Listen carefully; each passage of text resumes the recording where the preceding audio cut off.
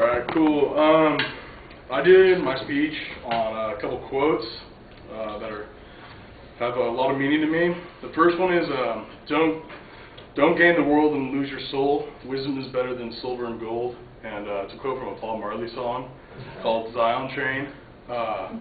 It's very powerful and meaning to me because, like, it bears significance to my life and, like, where I am and how I view the world. Because a lot of times, like, we look around and we see the world a dismal place, full of war and greed and corruption, and it's hard to see, like, the true beauty in the world with a lot of the stuff going on and the stuff they show on the news.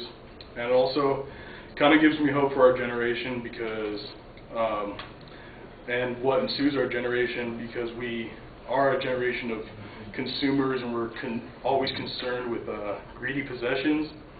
And I want to be not so consumed by material possessions and more like into the idea of expanding social consciousness and more awareness of society and who we are as people.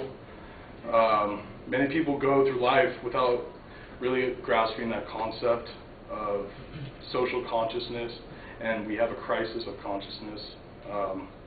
And they believe that they can achieve and they can find happiness within wealth, and that will bring them peace, when truly it doesn't, and it just makes their soul restless. And then the second quote is from a acclaimed poet and the lead singer from The Doors, the late and great Jim Morrison. The most important kind of freedom is to be what you really are. You trade in your reality for a role. You give up the ability to feel. In exchange, you put on a mask. This quote is like a pretty powerful quote for me. It reminds me that, like, who I am is not based on my past and, like, what I do, but it's, like, based on what I am and what I perceive and what I put out.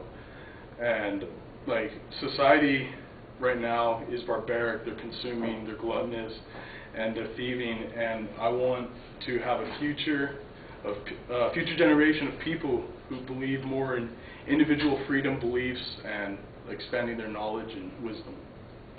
She wrote for president. Erik for president.